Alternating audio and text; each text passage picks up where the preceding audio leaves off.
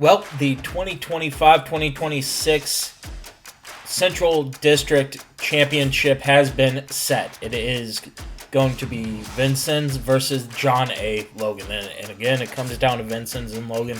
Like I said in the first episode of this season, I thought it was going to come down to these two teams. Now to actually see it is something else.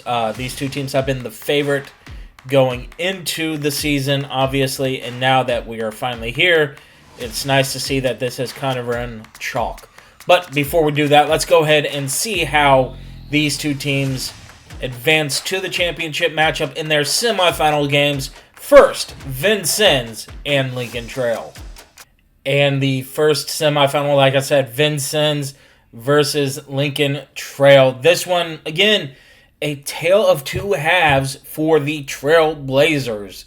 In the first half, they came out and they dominated Lincoln Trail, holding their star player to only 4 points going into the halftime break.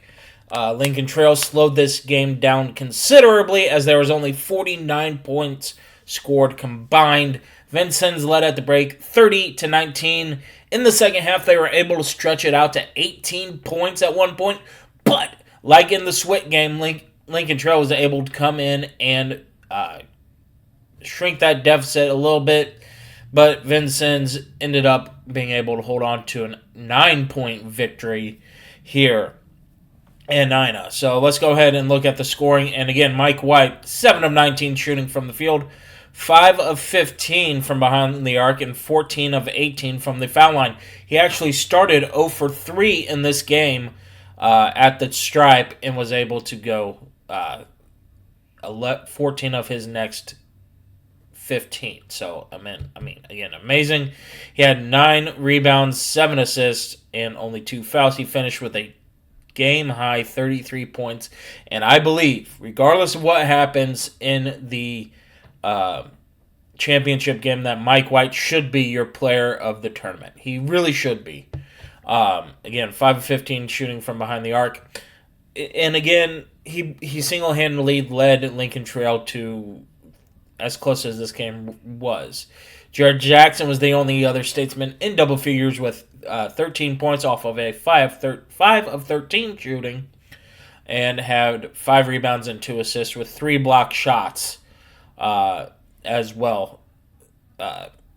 MJ Murphy was 2 of 7 shooting for good for 6 points. Asher Evans, 2 of 5, both from behind the arc for 6 points. And Jalen Ellis was 2 of 3 for 7 points.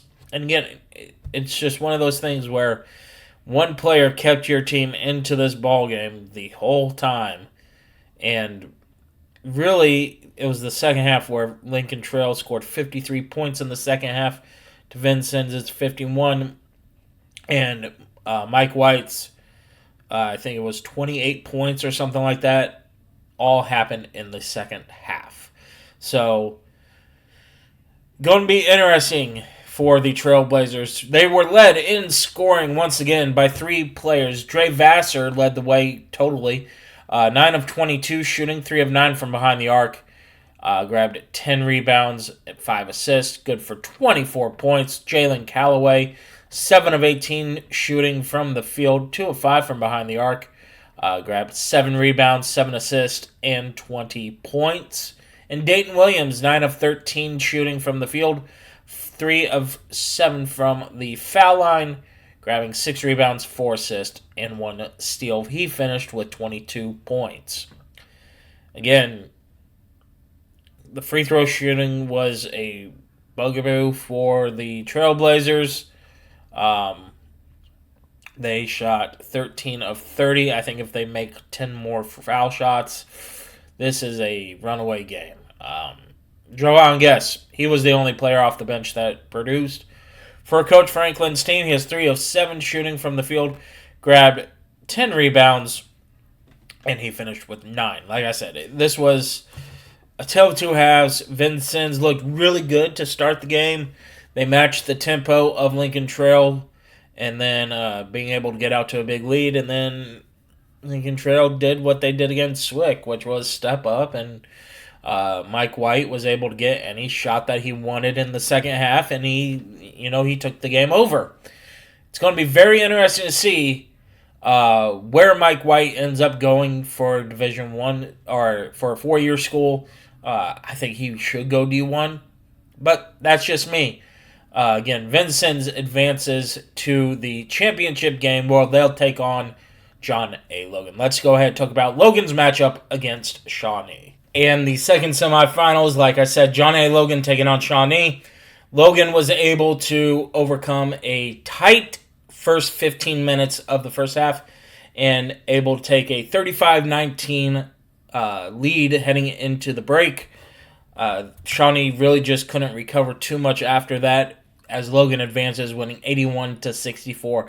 Again, Logan just being able to dominate the boards and being able to get any shot they wanted. Shawnee made a game of it. They would close the gap a little bit, but every time Shawnee went on a run, Logan was able to respond with a run of their own, especially once they got out to that 35-19 halftime lead. They played pretty evens in the second half, again, 45-46 in favor of Logan, so they extended that lead by a single point, but it was that first half. And again, you got to tip your cap to Shawnee. They battled injuries where they only dressed 8 players for this game, and they only played 5, at least. Again, that's what NJCAA says here. Again, not blaming teams on this one, since I am only giving them like a 10-hour turnaround time on this, something like that. But I still believe that junior college needs to send at least a representative to keep a book on these. So we'll get to Shawnee in a little bit. Let's go ahead and talk about John A. Logan. Cameron McDaniels, 6 of 11 shooting from the field, 3 of 7 from behind the arc. He finished with 22 points, also grabbed 6 rebounds and 2 assists. Christian Dorr was in double figures, 3 of 7 from the field, 1 of 3 from behind the arc. Grabbed 7 rebounds, 8 assists, and he finished with 10 points. Justice Decker was 7 of 12 from the field and 4 of 9 from behind the arc, finishing with 18 points, grabbing 6 rebounds, 1 assist, and 1 turnover. For Coach Smith Peters off the bench, Darkel Payne was the only one that got close to being in double figures. He was 3 of 8 with 7 points, 2 rebounds, 2 assists on that one. Again, it was the Cameron McDaniel show, and he had a big one last night, or the other night, against Kaskaskia. He was able to get it here against Shawnee. As a team, Logan shot almost 50% from the floor, almost 35 from behind the arc, and 85 from the foul line.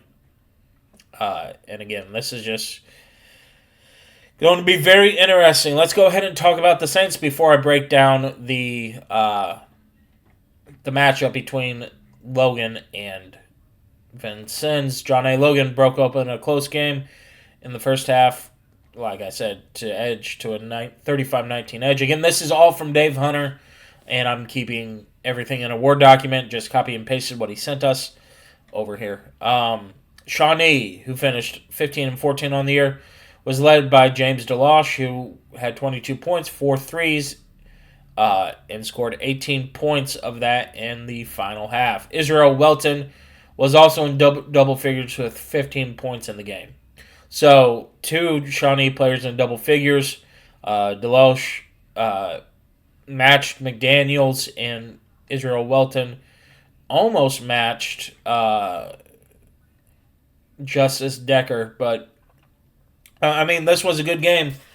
Just Shawnee ran out of gas at the end there, and Logan is able to advance to the district championship game for the 7th time since 2013. So there you have it. It is going to be the Vincennes Trailblazers, the top overall seed, against the John A. Logan Volunteers, the number 2 seed. Again, these two teams tied in the standings. It was a tiebreaker that gave Vincennes the 1 seed and Logan the 2 seed.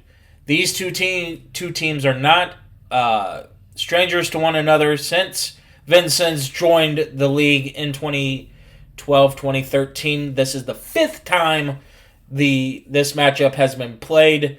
with the Volunteers emerging as the winner in all 4 previous encounters. The first one happened in 2015, where Logan won 105-98 in overtime. In 2020, Logan won 78-67. The following year, in 2021, it was a closer game where Logan won by 9, 77-68. And finally, in 2023's title game, Logan won 73-66 in the closest matchup since that overtime game in 2015. Each team has won this district 6 times since 2013, with the lone exception being Kaskaskia's win in Wabash against Wabash in 2019. So each time we've had a championship since, again, Vincennes has joined the league, it's either been Vincennes or it's been Logan, with the exception being Kaskaskia in Vincennes' run to a national championship. It's going to be very interesting. Like I said, these two teams match up very evenly, and actually these two teams split the regular season outcomes earlier on. In December 10th, Vincennes won 87-80 at John A. Logan, and then in February, Logan returned the favor, beating Vincennes. Or I'm sorry, not in February, in January, beat Vincennes 70-54. So it's going to be very interesting to see. Again, history sides with the Volunteers. And if that happens, I believe the district will get 2 teams going to Hutch. Because again, with the win in the semifinals, that eclipsed number 30 for Vincennes, and I just don't see how you keep a 30-win team out of the national tournament when it comes to the strength of schedule that Vincennes has been able to put up with.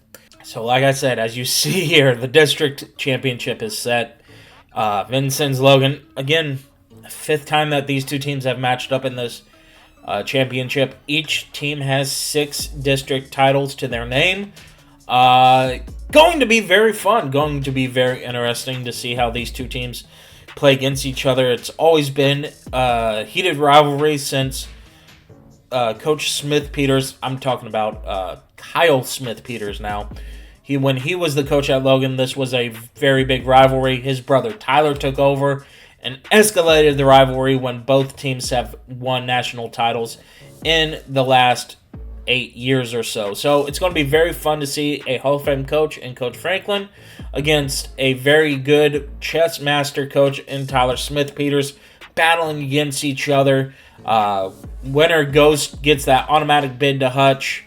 So it's going to be very interesting to see what comes out tomorrow night as I'm recording this. I might post it up later on the day that this is recorded, or I might go and post it the morning of the tournament championship. But at any rate, 8 o'clock Eastern Time, 7 p.m. Central Time. With that being said, again, it's all going to be streamed on Leblond Productions. I will have that linked in the description as well. This has been so much fun to talk about the district tournament and to be able to talk about it in such short succession. I will do the same for the national tournament once we get to that point, but that's going to be for a different time. For right now, let's just enjoy Vincennes, Logan. Winner goes to Hutch. I will be watching it. Hope you will too. Until then, I will see you in the next one.